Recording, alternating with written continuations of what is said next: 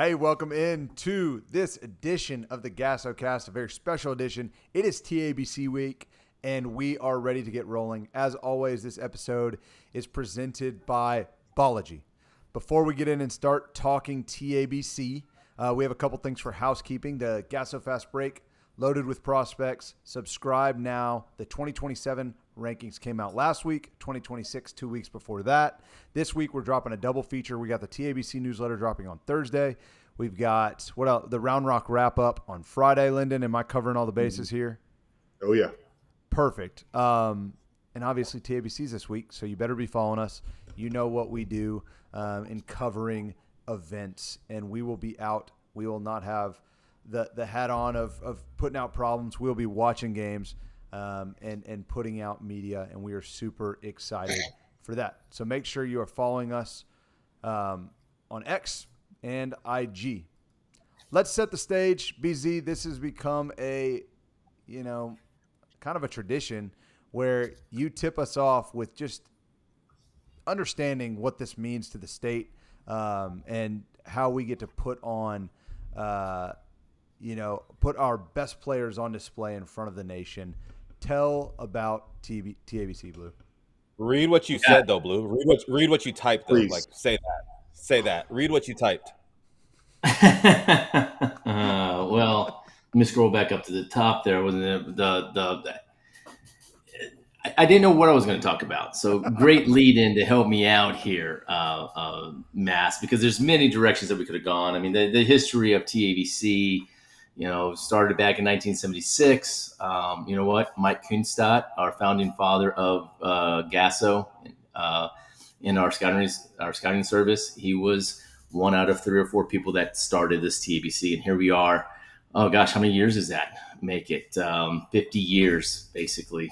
Next year will be the 50th year of TABC. And when you look at how it's grown and like where we are today, though, with TABC and with really the progression of this particular event that started with maybe less than 200 teams or, right around 200, 250 teams. Yeah, and then it grew up to about 395, 495. Now we're at, I think we counted, they have 522 teams. And so it's become, there's two sections of this though, really, isn't there? There's the player section of it. And there's also this high school team aspect of it, of where the high school coaches get to coach on the sideline, see what they have as they get into the late summer months. Because August will be here before we know it. I hope it doesn't get here too fast. But once school starts, they have a pretty good idea of like what's going on with their team and where they can, find other players to come in and plug some of those holes that they need some help with. And then you had the player aspect of this, of where, yes, there's going to be hundreds and hundreds of college coaches floating around. Some colleges I've already talked to, they're going to have 4 deep. They're going to be here, and there's no, I probably estimate about 300 to 350 college coaches are going to be here and scattered throughout the entire South Dallas of Duncanville and Mansfield. And so, it's just, this can go into many different directions of like, it brings a smile to my face just because there's so many storylines that are going to happen. There's going to be those kids that are out there that we don't know about. And a college coach even brought this up to go, give me a cheat sheet. But then there's always going to be those players that just pop up that nobody even knew about. And we're going to have to get in our car and race over to the next gym because we want to be there to see what's happening with these kids that just kind of catch fire and that start making a name for themselves and start circulating. And I hope that we're a part of that because we'll be pushing things out on social media. And all the pre-work of preparing the college coaches that we get to the privilege of doing. So that's pretty awesome. Lyndon, why don't you give your spill? Yeah, and kind of going off of what Blue's saying, 522 teams all getting 3 games. That's 783 games that are about to be played this weekend across the various Mansfield Fieldhouse high schools, Duncanville High School, and the Duncanville Fieldhouse. And the thing for me that I'm focused on, just for somebody who plays very close attention to the high school landscape. And obviously we're going to be talking about players and recruiting and all the offers that are going to come in because there's going to be a ton of them. But this year, more than any other year that TABC has been happening, I just feel like there's a lot of question marks at the top in terms of who the best teams are going to be right now. I mean, we have the yearly tradition of doing our way too early top 10 um, in the next edition, the TABC recap edition of the Fast Break.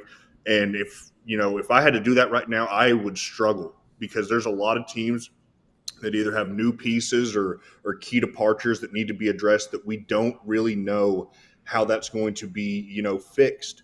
But the next 3 games that these teams play in front of us with the TABC, in front of the college coaches, will go a long way for that. So hopefully we can gain some clarity, especially in the big schools, by figuring out who the top dogs are going to be to highlight going into the actual high school season.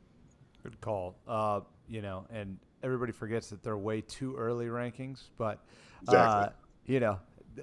this week is certainly important and really sets the stage for those. I love that addition, Lyndon, when it comes out, because we've got to put pen to paper and start figuring that out, which is always a challenge to do. Tim, what's your take, man? I think it's one of the best times of the year simply because college coaches get to evaluate players who are at their high schools for 10 months. So, for the most part, when they go to their club AAU teams, they're with those teams, 3.5, 4 months at the most, because part of it's during the school year. But kids are with their school coaches, school teams, 10 months out of the year. So I think this is a true environment where you get to see a kid's true strengths and weaknesses, what they're capable of, how they're being utilized, situations that they're going to be put in, and also how that kid is going to interact with his high school teammates compared to how he interacts in the club AAU environment. So I think it's critical for those kids to be able to kind of showcase what they're capable of. It also puts a college coach, in a different frame of mind, being able to see that kid being utilized in situations that they may or may not have seen him in, before. Some kids are going to be put in roles they haven't been in. Blue and Linda just alluded to the fact that we don't know who's going to be who with the departures and entrances. With people coming in. So now you have people, not to throw out names, but you're going to have players assuming roles now because you have top players that have graduated this year. So it's going to be interesting how they fit into those roles as well. Love it. I'm going to talk about the word I've gotten from college coaches this entire week is they're hungry for Texas talent. Texas is at the top of the food chain in the nation right now of just pumping out talent at the next level. And as I've been helping these coaches prepare, they're just in awe at the depth of talent and how much work they're going to have to do this weekend. There's a lot of colleges I've talked to that they're bringing multiples from their staff. When, if you think about it, California's live events going on, the Midwest live events going on, DMC Live's going on. So, there are all these events across the country, and you've got multiple staff members coming to Texas to make sure work's getting done here. That's really exciting. That's a testament to our coaches, just our ecosystem, how talented the players are, and everything that encapsulates Texas high school basketball. Timmons, why don't you land the plane here and tell us what you're thinking? Yeah, just kind of the evolution of how this works. The first year, we talked to a lot of the high school coaches, and they're like, yeah, it'll be great to get some run. But now you're starting to see the passion of these coaches. They want to come in, and it's not so much, we'll see what we got. No, they want to put a high-level product on the court. They want to win. They're very proud of their brands, and they know this is an opportunity for their high school brands to elevate. So it's not the type of situation in the past where it's like, yeah, we'll come get some run. No, there's more preparation involved. I expect to see more high-level basketball than ever before. And you can feel that these high school coaches have, there are some of them out there that are like, man, this is in the middle of my summer.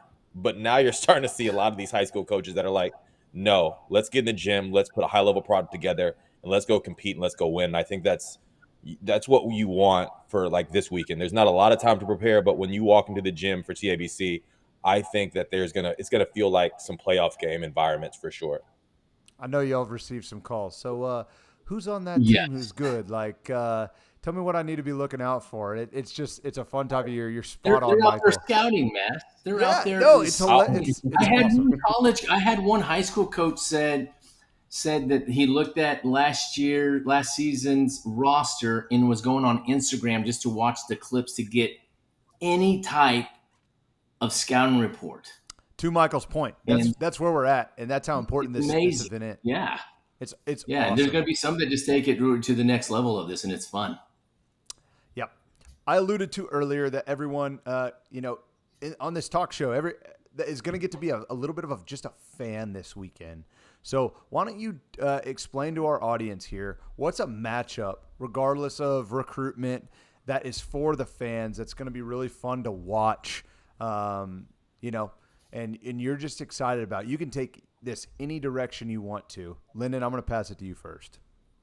Yeah, I'm going to go with Corpus Christi Veterans Memorial against Dallas Parish Episcopal, and that's at 2:25 at Duncanville High School Court 2, I believe. Two teams that return a ton of firepower and were very, very close to winning state titles last year. Corpus Christi Vets won their region, made it to their state semifinal game against Beaumont Westbrook, and then obviously Parish was one possession away from beating St. Mike's in that TAP 6A game. But the amount of prospects that are going to be on the court, the college coaches are going to turn out for this one. I guarantee it.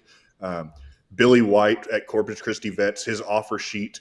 I mean, it could be labeled as a rim protector with the length on that offer sheet, because it's one of those things where it's just every day it's a new offer coming in. And either returning Sean Mondragon, Jeremiah Moore, who we just saw this weekend with ASAC, who had a big-time weekend. Really impressed with what I saw from him. Jerron Couture as a 2028 that needs to have eyes on him. And then on the other side, Parish Episcopal, obviously you tip that off with the Almutter twins.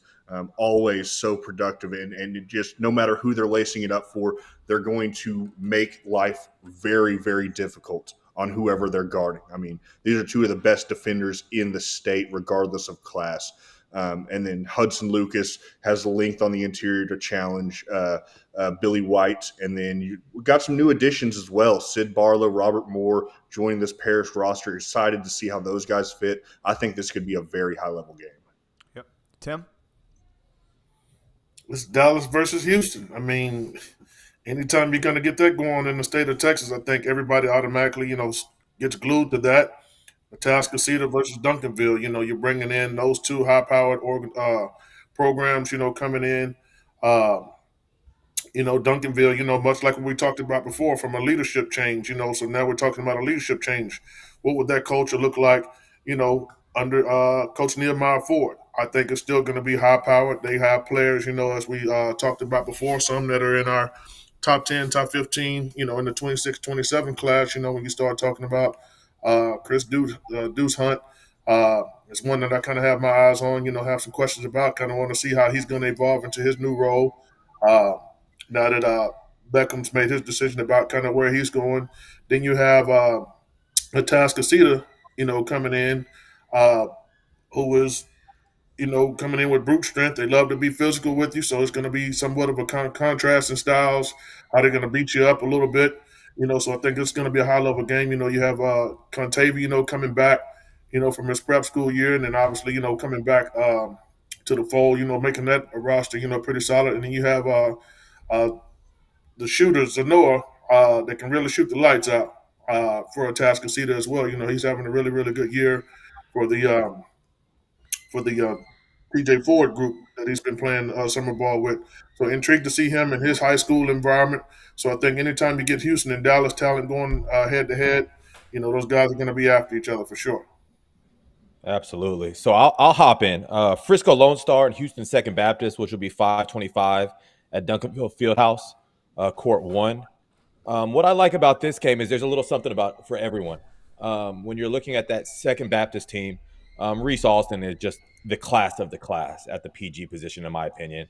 So when you're talking about pure point guards, right now his stock's as high as anyone. So from a fan's perspective, there's even going to be some college coaches watching that are like, I can't get this kid, but this is so fun to watch. And then Shea Francis on that side is just a brute force, who's the kid that I think is playing himself into a possibility of a level change there. So that's what you want at TABC, where you're like, okay, people are telling me I'm this, but all it takes is one weekend to be like, nah, I'm this now. And you look on that Frisco Lone Star side, and pound for pound, Trey Wright, not obviously, but pound for pound, he might be the best athlete in the state of Texas, pound for pound, regardless of class. And as a 2028, I know that some of these college coaches aren't as locked in on that class, but he's going to be undeniable in your face, and you're going to walk away knowing the name. And then you have the Quincy Bakers and the Josh Weems that have, I hate to say like pro games because they shoot it from the midi, but they're real 3-level scorers. And the way Frisco Lone Star plays, they want to play fast. They get a lot of shots up. And then over at Second Baptist, when I talk about being the class of the class, Reese Austin can dictate the game however he wants to dictate it. So it's going to be a great clash, and it's going to just be must watch, and it's going to definitely deliver, in my opinion.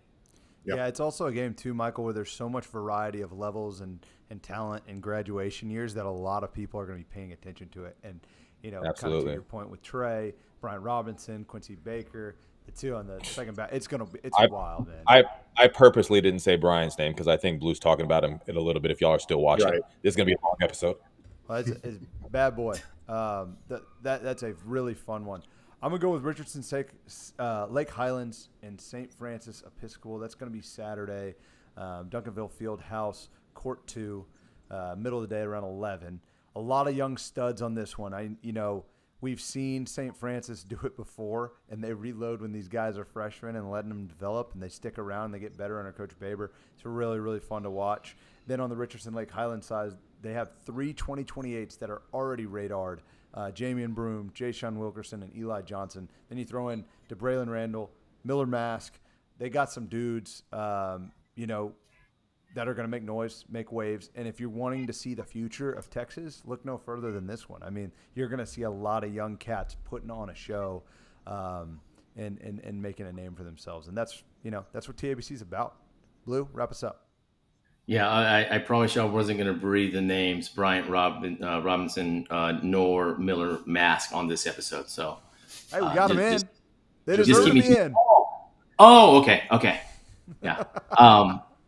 I'm going a little different route here. I'm not going to spend 4 hours here talking about this, but this gives me a little bit of a chance for we talk about the fans, the spectator that's going to be there.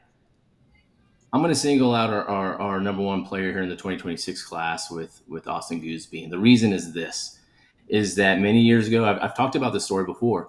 De'Aaron Fox was a game or two away from getting to San Antonio. We've always looked at the state semi-state finals as the top of the game of like, this is where you want to go catch somebody. Well, he came up short. The state didn't get to see one of the greatest high school players of all time. So take this opportunity to go see Austin Gooseby from Melissa. I'm not putting him in legendary status. I'm just saying he's our number one player in the 2026 class. Many of y'all already know the name. Many of y'all that are listening already know his game and how he plays it. Just go and sit down wherever he's at the Duncanville High School, whatever court he may be playing on. Just sit back and enjoy it. See the 6'6", 6'7" body that can pass, dribble, shoot, can get his teammates better shots. He's taking NBA threes. He's taking the ball to a hole and going to dunking and finishing over guys. He's rebounding. He's pushing the ball transition. So many things that we don't want to take for granted that he's going to be there at the very end, maybe in late February or early March. Take the opportunity now to go see one of those guys that has a very bright future. Yeah. Love that, Blue. Love that. I think that's a when in doubt, that's a good one to fall back on. Let's kind of go more and serve the college coaches here. And what's a game that you could point to that has multiple recruits, maybe multiple variations of different levels, that we can just tell a coach, hey, go over there, you'll be fine. You're going to get a lot of work done in the next hour. Who's that for you, Lyndon? Yeah, dynamic prep against Katy Seven Lakes. I think this one is the no-brainer of all no-brainers. Just when you look at Dynamics 27 class alone, they've got number 2, 3, and 4 in our 2027 rankings with Marcus Spears, Ryan Hampton, and David Ballarain. And even though there's going to be some growing pains with Ballarain's addition to that roster, I mean, this team just has all kinds of talent. And if you're somebody who's trying to get a head start as a college coach on the 2027 class recruiting, this is a must-see game for you. Because on the other side, Seven Lakes has all the pieces to be one of the state's best 6A teams. What I talked about earlier about question marks and teams who have a lot of stuff to prove this weekend. Seven Lakes is one of I feel like the sure things out of Houston because they have Isaiah Santos and Dean Spencer and Sean Imwasigwa, who bring that continuity from last year over. And with some new additions in place, we're hearing rumors of there could be a lot of talent on the floor in this one. And just this game, I think that it has a little bit of everything for the college coaches, and they need to get their eyes on it if they can. I love it. Blue? Yeah, maybe this one doesn't have the depth of athletes on the court, but for Grand Oaks versus Bernie Champion, 9 a.m. at Mansfield Lake Ridge, I think this is a game that is pretty important when you look at Gavin Peck, who can light up the nets from beyond the 3-point arc, and a guy that averaged almost 13 points a game. I spoke about him earlier in the week, I think, but overall he's going to be challenged here of having to face Trey Pinkert and Morgan Lucy. Two guards that can also get going in the open court. Two guards that can shoot the deep three. I think Morgan really is good at setting his teammates up and getting them open shots. Whereas as Trey he can do the same thing, but he does it with a little bit more flair. He does it with more these deep threes, the ability to get inside, hit down mid-range jumpers. So I like the matchup from the standpoint that that it's just not 7 or 8 guys. You can go there on the morning in 9 a.m. and just kind of focus on these 3 right here to really get a good look and evaluation. Yeah, you can really get some work done early in the morning before everything explodes. Tim, I'm seeing a theme with you, man. Dallas versus Houston. Give us your next matchup that we can point college coaches to pretty easily. This one will be really, really good in my opinion. You have Kimball going against Houston Legacy. Lyndon talked a little bit about it earlier in terms of depth on rosters. Kimball's returning quite a bit from a state championship run. I mean, they know how to win. I mean, they have the culture that's there. They breed them. And then we talk about Houston Legacy, who has performed well, throughout this summer, playing some kids playing, with Coos Elite. So a kid that I really like on this particular roster that's sneaky good, in my opinion, is Anthony Avalos. I think that's a pretty good addition that they kind of have. A sneaky, 3-4 type player. They can play on the perimeter some, put it on the floor, get to the rim, but also stretch the defense and shoot the 3 a little bit. So his addition to this particular roster that's already really good, again, kind of adds to that Houston-Dallas flavor, as Mass was just alluding to, the theme there. Although this whole event, I must say, touching on what Blue was talking about a while ago about just wanting to just see some of the higher profile players and not getting a chance to really see them. When we talked about the state playoffs, remember, again, with the new format, some of that gets thrown out of the window anyway, because now you're having to go find where those games are actually going to be played at. You had San Antonio Brennan this past year had to go to Houston to play Bel Air when that game initially would have been in the state tournament. So that's another reason why, you kind of need to sit down and hone in on some matchups along with some other talent that are on some of these rosters. So very, very good point that you made a while ago in regards to that, just kind of just sitting in, honing in on some of Texas' best talent. Yep. Good call. I'm going to go with Lancaster versus Schertz Clemens. I love this game for a few reasons. There's a lot of talent on the floor on Lancaster: Vincent Green, Colin Douglas, DeMontrell Bussey. And then on the other side, Schertz Clemens, you get Bryson Bell, Jaden Arsenault, Quentin Proctor, Christian Dupree, really athletic group. And the beauty of this game is it's going to be like March in June, because the physicality, the toughness, the speed that this one is going to be played with, the intensity will be at 10, and that's a really, really fun watch this early in the season, right? This has the, Lyndon was alluding to rankings earlier, the way too early rankings, and this is a game where you can sit down and you're going to get a real feel real fast, because these two teams do not mess around and they get to it in a lot of the winning ways. So I'm just from a fan standpoint, it has a lot of recruitable assets. You've got, 2 great programs that show out every year. This is going to be a really fun game. And of course the cross-city rivalries add to it. So that's a blast. A quick word from our sponsor. Message from Ballogy. Ballogy and GASO are launching the 10K Shot Club. It's a 10-week challenge for athletes to prove their grinding in the summer. We started this June 1st. You can track your shots made on Ballogy's AI vision technology, hit 1,000 in a week, and you are going to be featured on our newsletter, which, Lennon, we got a couple that I'm going to send to you. I got news of that this morning. So keep grinding. All you have to do is download the Ballogy app, create a free profile, use the access code rXBxTNpp to join the GASO 10K shot club and start tracking your work with Ballogy AI vision. Get in the gym. Let's go. This is a great week to do so. Moving on to our next segment. I want answers. Who is a prospect that you're craving more of an evaluation on? You've seen him. You've seen that prospect maybe just a shorter time than some other ones. You've seen him pop. You just want to see more consistent. I don't know what it is or what that means, but who is the guy that you cannot wait to see more of? Lyndon, you're going to tip us off again.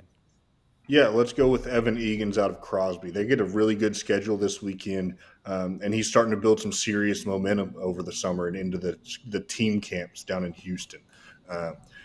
Can score it, can handle it. Seen him as a really complete guard for some time now, but we could very well look back at this weekend in a few months and say, this was the weekend where he really put it all together in front of one of us and started to build his momentum back towards the top of this class. Love it. Tim?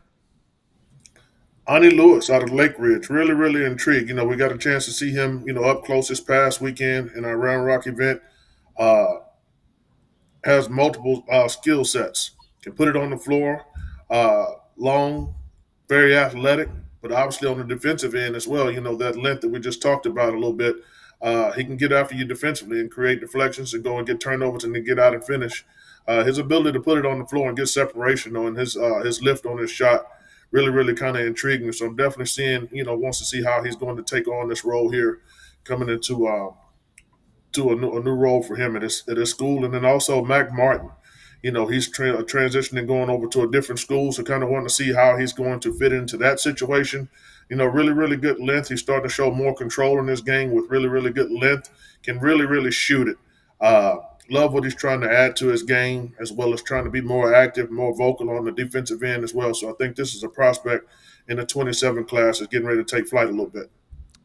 Love that. And back to the Mansfield Lake Ridge comment as well. Like, that team intrigues me so much just in general with graduating Eze and them kind of having this really strong 2027 group with Doolin, Ani, Kalamati, and kind of seeing how that's going to take shape. That's a great call out, Tim. Who is it for you, Michael? Dylan Matlock Reed of Allen. Simply put, there's just more pieces of the pie this year. Allen graduates a lot. They're still loaded, but when you have a 6'5" freak athlete like that, I just think the more opportunities he has on the court, the more opportunities there will be to have those defining moments that these prospects want. And the way he has a high-level skill set, and I'm just so excited because I think the sky's the limit for him. Whilst you do have to wait your turn a little bit when Allen was so loaded, it's not like that coaching staff's not going to let you just kind of flatline because you're not playing all of the minutes. But I think he's ready to go, and I think there will be an opportunity for a breakout for Matlock Reed. Yeah, Allen has a lot of kids that are kind of like in this nebulous, like we need to see them, this 27 group, because they did graduate such a strong 2025 class. My guy, Ashton Minor, Dallas Pace. I love what I've seen from him. He's a big, strong guard. And seeing him with this Pace group really intrigues me because I want to see how he's able to just set the table with a lot of talent around him.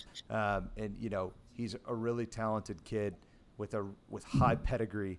And he's a kid that I marked down when I saw him at the first or next gen, when I saw him for the first time over 18 months ago. And I'm just like, that's a kid that's got it and that's going to continue his ascent. And I'm hoping to see it this weekend. Blue, why don't you round out this segment? Yeah, Xander Brzezinski, 6'8", pushing 6'9". We had a lot of discussion about some bigs going into the 2027 rankings, and so I think that the cycle starts over, right? I mean, this is where guys can really make another jump, make another make their case of pushing toward that top 10. And I think that we all agree with him, with Xanders, that he has the ability to sometimes just take over within spurts of whether it's a dunk, this thunderous dunk inside the lane. Then he goes around and gets rebounds, shot block, running the floor. And I think that that's really what I'm going to be focusing on a little bit more, kind of see a little bit of everything this coming weekend as we continue to evaluate the bigs. Bigs are always a year, seem like they're a year behind the guards, as we know, and that their development's different. Lyndon and I talk big man all the time, and this is one right there in the mix that we want to seek to continue grow and to continue to develop. And so I'm really interested to see what happens when these bright lights are on with a fantastic Memorial team. Yep, that 27 crop of bigs is really, really talented right at the top there. That's a good call out. Moving on to next gen breakouts, and these are players that may not be the college coach's priority because, as we know, the recruiting paradigm has shifted. It's gotten later and later. But who are the guys that are going to be undeniable, that are going to get college coaches' attention, and that are going to break out right before our eyes if they already haven't? And we're just kind of being a conduit and moving that message along. Lyndon, who is that in 2028? This is a guy you've loved for a while now. Yeah, let's flip the calendar back about 365 days to last year at TABC, where Benji Barraway at McKinney Boyd is just fresh out of middle school and still putting his imprint all over games, where he's stepping out, shooting the three, very productive with his back to the basket or facing up. And now we're going to see a more polished version of him against some strong competition for McKinney Boyd. This is a kid, he's just continued to add to his game. He's got more pop, his ability to handle it on the perimeter and be effective as a passer. I've really liked seeing him with AB this spring. So I think college coaches, he's already got one Division I offer. I would be shocked if he doesn't come out of here with more after this weekend. I love it. Mike, I can't wait to hear yours. The only 2029 on the list. Go for it. Yeah, and I would be skeptical to say 2029 just because you want to see them more developed. But if I'm going to talk about TJ Johnson of Plano High. And the reason I talk about him is, one, I mean, his ascent right now on the junior UIBL with AB Elites, undeniable. But he plays the game the right way. He obviously has the skill. He can play above the rim. But seeing a 2029 grasp how to play and try to make winning plays really stands out. So he's one of those guys that he might not be the focal point on a varsity roster, but there's no doubt in my mind that he knows how to play the game the right way, make winning plays, and he has the upside that you're like, oh, man, in 3 to 4 years, what is this going to look like? Because, I mean, he's already a killer, and he already shows those things that you want to see out of a prospect. So I'm giving the bump to a 2029 prospect, but it's just based off playing the right way, and I think all of us value that at a younger and younger age these days because some kids just want to get to it, and he can, but he also knows how to just fit in and make things happen. Can't wait to see it. Tim, why don't you give us the spill on your 228s? You talked about Shirts Clemens earlier. Bryson Bell sets the tone for that particular group, with his ability to get by people. Extremely explosive, been watching him a lot, during the spring and summer, with his high school team, playing in summer league. And he's added some things to his bag. And so it's going to be interesting to see how that kind of comes out in front of everybody, for everybody to see. But if it's me, from a recruiting standpoint, trying to get an early tag on somebody, Bryson Bell is going to be one. And then I had a little laugh with Timmons this weekend. What was that? What was that down there? One of the nastiest dunks that you'll see in a summer league situation, but it's Jace Tolliver from Cibolo Steel. One dribble in the lane, takes off from what would be the dotted line area, and pulls it behind his head. And so he catches a kid rotating over late, bangs it, as the kids would say, head tap on top of him. But extremely explosive, getting down to the fundamentals of his game, very, very, very athletic, bouncy wing type kid, but he is really gritty defensively. So I think for his fit on this particular team, he's going to come in and take, on some of the defensive role leadership, being able to get stops against opposing teams, top players. He can actually score the ball, shoots it pretty good, from the mid range, but also helps him on the rebounding end. So I think this is a kid that's going to pop with his athleticism. And I think, down the stretch, not only this weekend he's going to be able to show us work, but I think down the stretch he's going to play a more pivotal role for them as he cracks that lineup a little bit. Love it. I'm going to move on here to Houston Legacy. Aiden Clark, 2028. Yep. I'm sure this kid has offers. As a 28, we don't rank you until the February of your sophomore year.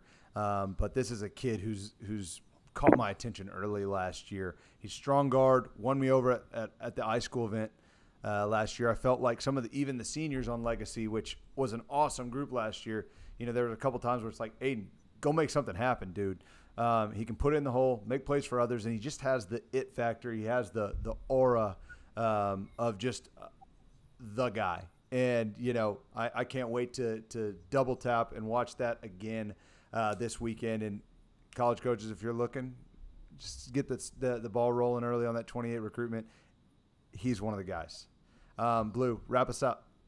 Yeah, pedigree here is a lot of this one for Monte Ellis Jr., but he's also shown that he's going to be able to carry the load as he continues to move up through the class. And so with Monte Ellis, I mean, one thing is that he was on varsity last year, averaging over 6 points a game, over 2 rebounds, and now, as we know, as you get into going to your sophomore year, getting that year of experience. Now you're going to take on more challenges. You're going to take on more of the workload. And this right here is where I think that he's really going to show how good he can be. And with Monte, you get him the ball in the open court, especially in transition. He's going to find those cracks. He's going to get to the rim. He's going to go finish. He's going to hit threes and short range jumpers. There's just so many check boxes to his game. And with Prosper Walnut Grove, I mean, he's going to get the opportunities and the chances to show that.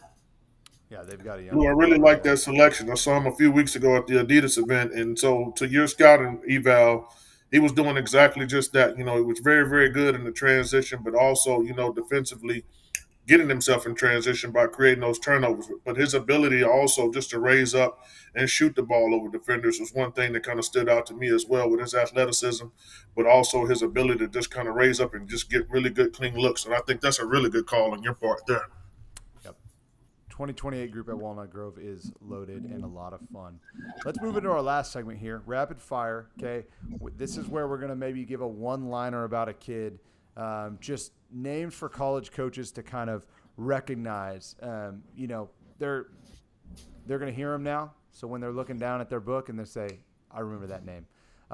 We're just going to go in order, and I'm just going to say your name and you fire it off. Okay, Lyndon. Yeah, Darius Tasby with Klein. I mean, excellent athletes, offensive rebounder, mid-range scorer with a new team with plenty of scorers around him. This seems like a good match. Mike. Jonathan Bradley, South Oak Cliff has the new threads on. Excited for him to lead the show. Super talented. So I think with the ball in his hands more, he'll be able to carve out a bigger role and continue to ascend. And we love him. Tim. Peyton Jones, Beaumont United. Mike just talked about, going to a new city, new opportunity. Really, really good organization. I'm looking for big things out of this young man here. I'm going to go with Brody Thornton, Richmond George Rants, highly productive, low-maintenance kid that just produces every time I watch him. What coach does not want that? Blue. Hagen Hurst from San Antonio O'Connor. Great hands, great footwork. Will run the floor a little bit bigger on top, strong, can be a bully inside. Really like the way he can just get the ball and just score around the basket. Lyndon.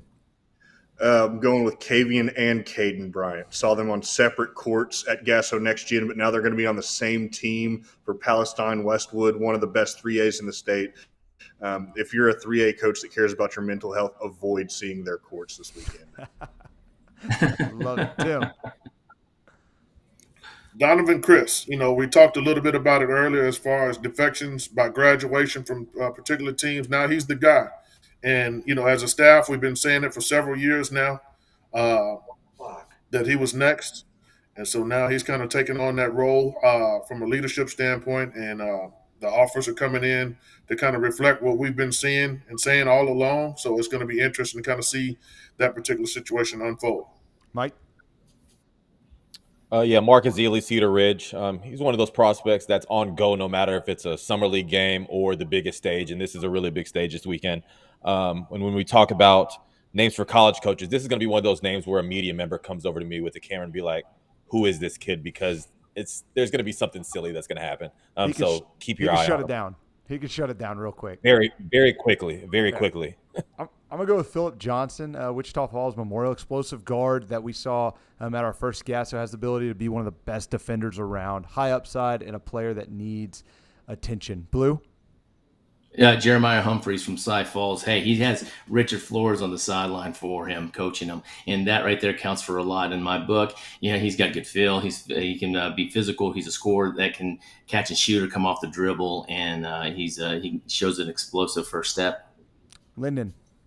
Yeah, Madden Hill's got to be on this list at Clear Springs. I mean, this kid is pure electricity as a scoring PG. Coaches needing a point guard, get familiar fast. Mike?